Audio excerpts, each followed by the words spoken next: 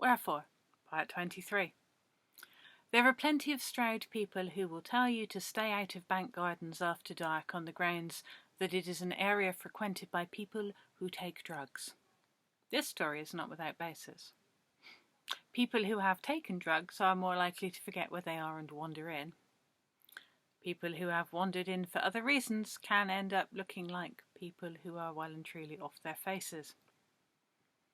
Bank Gardens is a busy place after dark.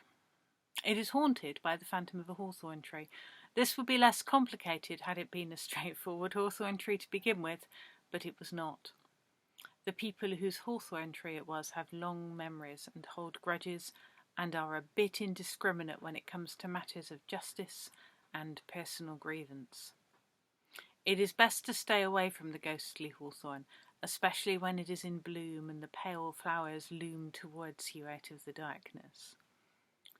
As it is a ghost tree, calendar months no longer apply, and the hawthorn can be dangerously blossoming in any season.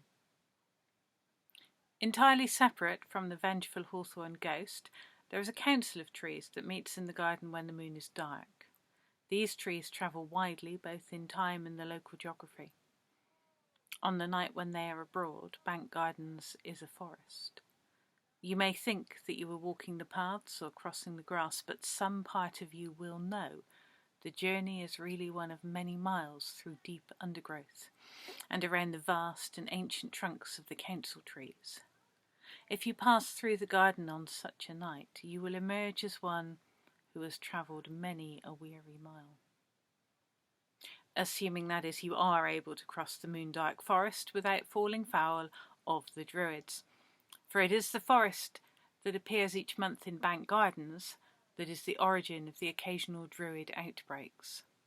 Mostly they prefer to stay in the trees, but every now and then, accident or intent will send a band of them out into the rest of Stroud to perform their rites and rituals as tradition demands. Sometimes, of course, the druids emerge on Saints' Day, and then the immediate area around the church is hazardous to innocent passers-by. If you are approaching the church at night, it is always vital to know your saints' days and to be aware of what to carry to placate them for safe passage, and to know what will cause offence. It is always a good idea to carry a small piece of the true cross if you can get one, so long as you stay a safe distance from the ghost hawthorn, which finds pieces of the cross especially offensive. It is not advisable to carry any Smurf-related imagery on your person or to put entrails on a tray that you then balance on your head, but I suspect this was obvious to you. There are 5 dates in the year associated with Stroud's atheist martyrs, and it is as well not to cross Bank Gardens on those evenings. It can be done safely if you know the right texts to recite, but this has become unfortunately popular. There are always teenagers trying to do this for kudos, and they have become a veritable nuisance. A great deal of competition exists amongst the local youth regarding the best text to quote for safe passage. Consequently, on atheist martyr days, Bank Gardens by daylight fills with rival gangs of youths quoting their preferred texts. The more old-school teens favour classics from Thomas Paine and Darwin as the best things to recite while crossing the garden. There is always someone who wants to quote Richard Dawkins or Brian Cox at great length. While this works sometimes, it is not to be counted on. Local wisdom has it that Alain de Botton's non-fiction will get you safely across the garden on a martyr's night, but that any attempt to quote from his novel will either drive you mad or turn you into a flat earther, if there's any difference.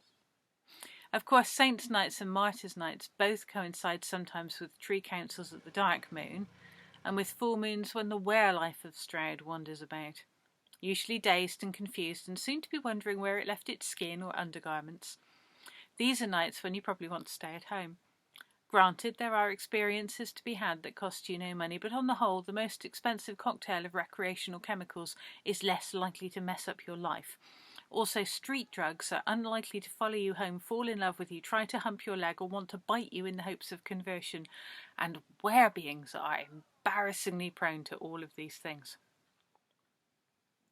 By day, the garden is mostly well behaved, aside from the people who frequent it for the buying and selling of mind-altering substances and the awkward poetry legacy. There is a particular spot in this small park where over the years far too many people have paused to point out a building that is no longer a cafe. They all tell the story of that time when Allen Ginsberg did a poetry reading there. Unfortunately, this story has become so rooted in the place that it infects anyone who stands there. They too become convinced that they were at the cafe on the famous Ginsberg night. They then repeat the story at the spot, adding power to the poetic unreality there. At present, there are no fewer than 17 toddlers who can barely put sentences together, but who will nonetheless tell you the Ginsberg story if you stand them in the right place in the park. Across the 5 valleys, there are estimated to be several thousand people who firmly believe they intended this poetry event and whose memories are coloured by that infectious area of the gardens. There are those who pass through the gardens when they please and who suffer few consequences. There are the badgers, for whom the gardens are part of a traditional processional route they use when honouring the equinoxes. It is also a popular location for young badgers who want to get off their faces. In recent years, there have been some concerns in the badger community about the number of young badgers passing themselves off as humans so as to source new means for getting high as stripy kites. A debate continues as to whether experimenting with human chemicals is a good idea, or whether a young badger should stick to all the tried and tested means badgers have for getting off their tits. And given how many nipples a badger has, getting off their tits is a serious proposition. There are a couple of foxes who frequent the graveyard at the top of the garden. They like to make out that they are shapeshifters, that they are immortal, supernatural, and all things of that ilk. No one much believes them, which may not be evidence for or against their claims. In addition to all this, there are a number of humans who frequent the garden at night. There are always religious folk seeking the blessings of saints, and so long as they get their symbols and dates right, they tend to be safe enough. There are always witches harvesting grave soil for spells, and there are druids who are not from the Dark Moon Forest, but who hope to enter into it. They are frequently successful, as evidenced by their never being seen again.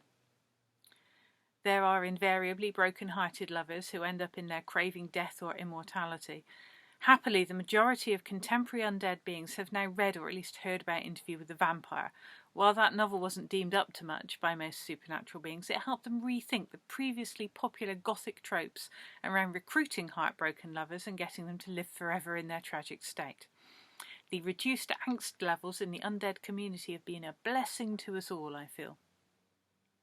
And of course, I am there, skipping between the shadows and the streetlight as only a narrator can. I am there to eavesdrop and daydream, to nudge and suggest, to ask what would be funniest. Untouchable, unless I wish to be touched.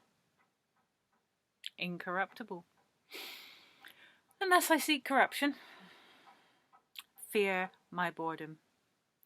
For of all the things that might haunt the garden at night, my boredom is by far the most dangerous.